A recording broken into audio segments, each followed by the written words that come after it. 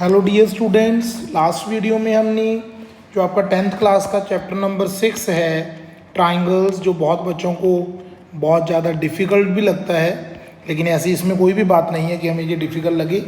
इसमें बच्चों हमने मल्टीपल चॉइस क्वेश्चन कहाँ तक कर लिए थे, 1 to 6 कर लिए थे, और आज हम क्वेश्चन नंबर 7 से स्टार्ट करेंगे।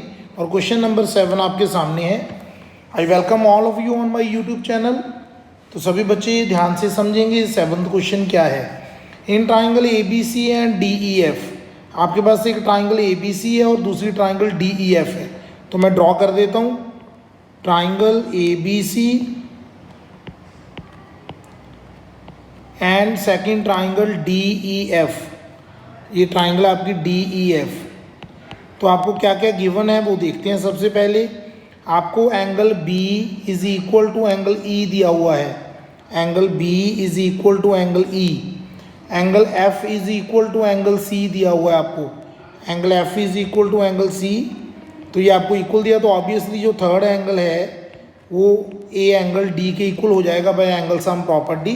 तो triangle A B C is similar to triangle D E F by, यहाँ पे रूल लग गया एंगल एंगल रूल।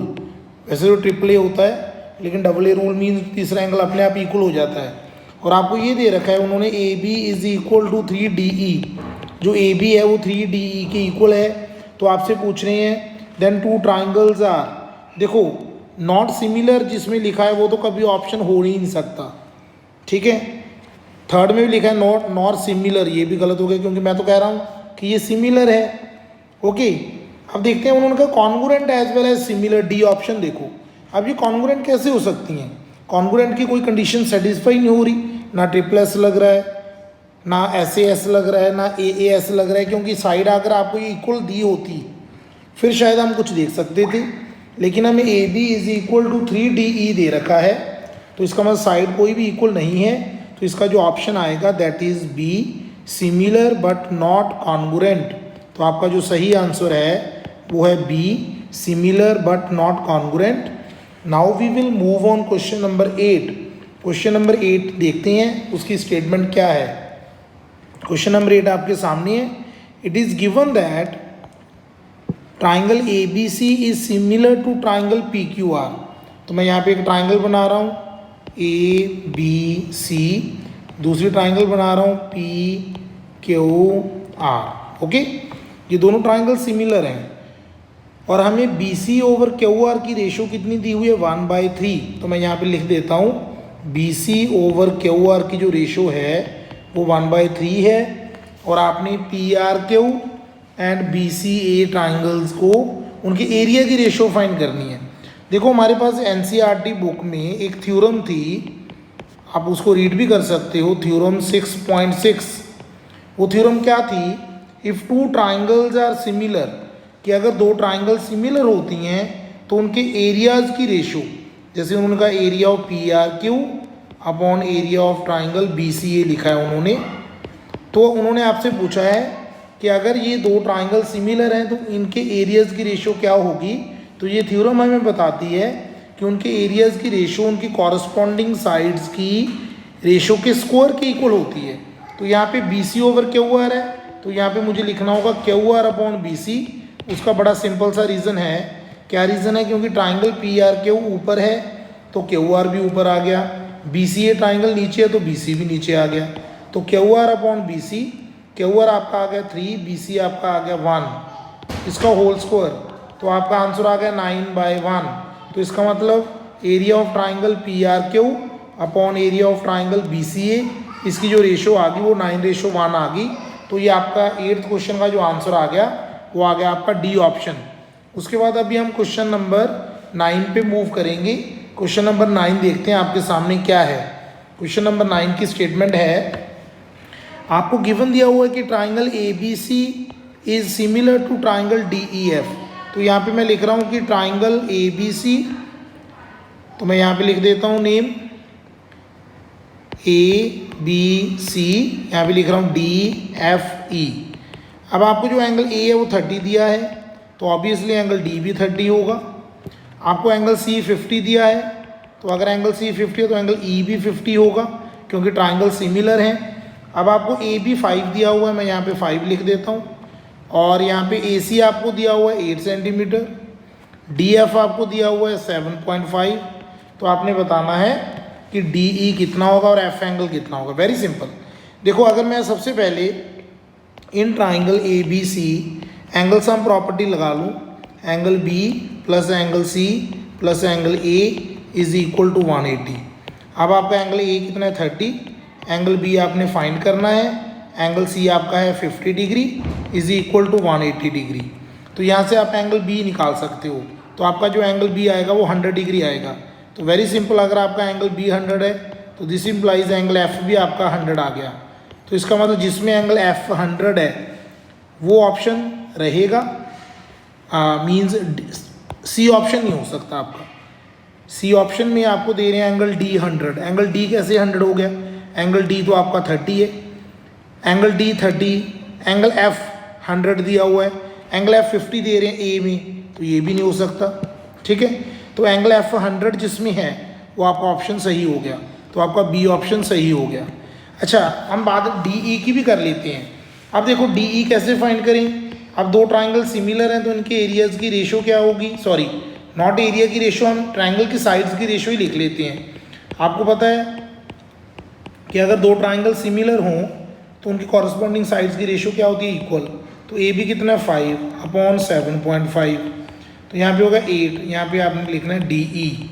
जब आप इसको सिंप्लीफाई करोगे तो यहाँ से आपका डी ई आएगा बच्चों 12 सेंटीमीटर। तो आप इसको सिंप्लीफाई करके देख लेना, डी ई विल बी 12। तो आप देख सकते हो कि जो आपका बी ऑप्शन है, वैसे तो हमें एंगल एफ से ही पता चल गया था कि वो 100 है, लेकिन डी ई भी हमें देखना होगा, तो वो आपका आ गया 12 सेंटीमीटर। तो ये आपका 9th क्वेश्चन था। अभी हम मूव करते हैं क्वेश्चन नंबर 10 पे। क्वेश्चन नंबर 10 देखते हैं आपका कौन सा है। ये रहा आपका question number 10। If in triangles A B C and D E F, आपके पास दो ट्राइंगल्स हैं ए B C and D E एफ। मैं यहाँ पे बना देता हूँ दो ट्राइंगल्स ए बी सी, और यहाँ पे मुझे इसका नेम थोड़ा सा ध्यान से लिखना होगा। A B upon D E लिखा है तो मैं यहाँ पे डी ई लिख देता हूँ, और B C upon F D लिखा है तो यहाँ पे चलो मैं डी ई एफ ऐसे लिख दिया मैंने। Will be similar. अब ये कब सिमिलर होंगी? अगर आप थोड़ा सा इसको ध्यान से देखोगे, अब ये क्वेश्चन आपको थोड़ा सा कंफ्यूज कर सकता है। कंफ्यूजन कहाँ पे हो सकती है? अब मुझे अगर मैं थोड़ा सा ये नेम को चेंज कर देता, ये देखो, अब इसको थोड़ा सा अगर आप ध्यान से लिखोगे तो आपको कोई प्रॉब्लम नहीं आएगी इस क्वेश्चन में। जैसे कि अगर मैं यहाँ पे डी लिख लूँ और यहाँ पे मैं लिख दूँ ई, तो A B upon D E की ratio B C upon F D. अब देखो ध्यान से, मीन्स ये साइड होगी ए बी और यहाँ से होगी डी ई और इधर होगी बी सी, ये होगी आपकी F D. Will be similar जब एंगल बी एंगल डी के इक्वल होगा, लेकिन इन्होंने लिखा एंगल बी एंगल ई के इक्वल होगा। फर्स्ट ऑप्शन गलत हो गया।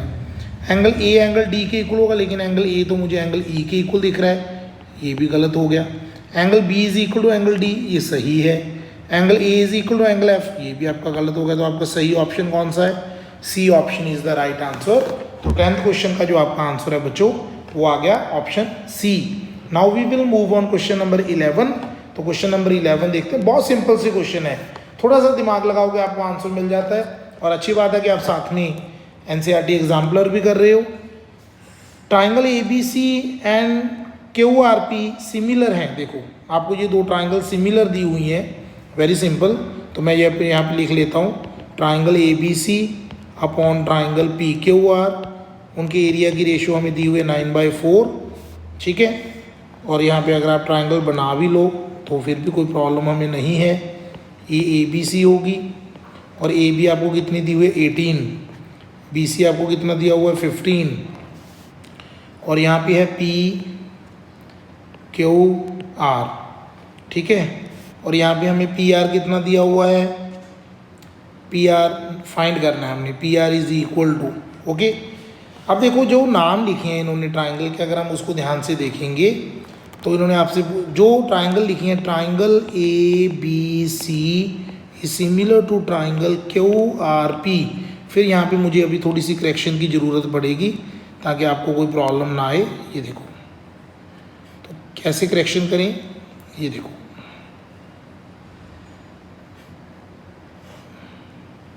ये मैं एक ट्राइंगल बना लेता हूँ, थोड़ी सी अच्छी बना लेते हैं ट्राइंगल। ओके, इसका नाम अभी कैसे लिखें, इधर ए बी है तो यहाँ क्यू आर पी। ओके, तो आपने दो ट्राइंगल्स आपको सिमिलर दिए हैं, तो आपको पता है कि उनके जो एरियाज़ की रेशो होती है वो उनकी कॉरस्पॉन्डिंग साइड के स्क्वायर के इक्वल होती है। तो बी सी, अगर आप यहाँ पे बी सी लिखोगे तो यहाँ पे आर पी आएगा बच्चों, होल स्क्वायर। ओके, अब यहाँ पे कितना है 9। Okay, A B C upon P Q R का जो एरिया है वो है 9/4। अब जो बी सी है वो 15 है, जो पी आर है वो हमें नहीं पता, इसका होल स्क्वायर हो गया। अब स्क्वायर दूसरी साइड पे जब आएगा वो स्क्वायर रूट बन जाएगा।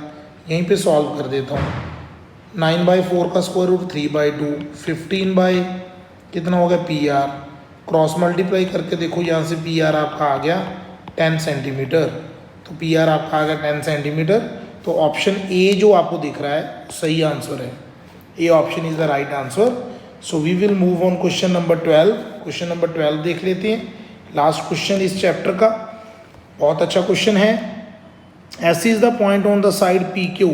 तो ट्राइंगल ही कुछ ऐसे बनाएंगे, ठीक है, जिसमें हमारे पास जो एस पॉइंट है वो पी क्यू के ऊपर है।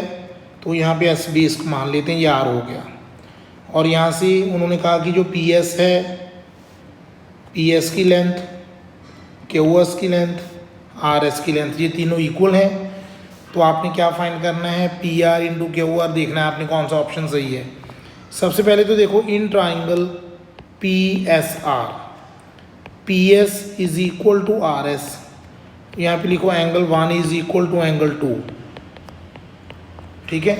अगर पी एस और आर एस इक्वल हैं तो आप लिखो angle 1 is equal to angle 2।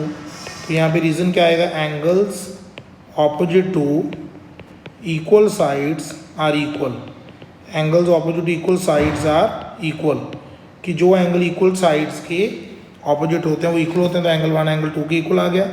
ऐसे similarly S R is equal to S Q, तो जो आपका एंगल 3 है वो एंगल 4 के इक्वल आ गया, angle 3 is equal to angle 4।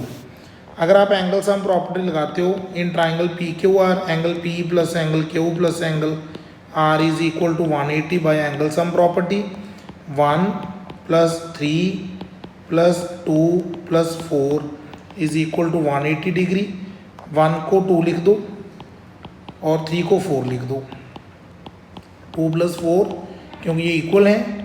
अब जब आप इसको थोड़ा सा सिंप्लीफाई करोगे तो यहाँ से आपके पास जो वैल्यू आएगी वो एंगल 2 + एंगल 4 आपका 90 आ गया, क्योंकि ट्वाइस हो गया, 2 कॉमन लोगे तो एंगल 2 + एंगल 4 90 आ जाएगा। एंगल 2 + एंगल 4 का नाम क्या है, आर, आर 90 आ गया। तो पी क्यू हाइपोटेन्यूज बन गया। तो पाइथागोरस लगा दो, पाइथागोरस लगाओगे तो P Q square is equal to P R square plus Q R square, P Q square is equal to P R square plus Q R square. तो आपका option जो है सी ऑप्शन है, that is the right option, ये सही option है आपका। तो आज हमने ट्राइंगल चैप्टर जो हमारी एनसीईआरटी की एग्जाम्पलर है उसको आज हमने कंप्लीट कर लिया। Okay, thank you.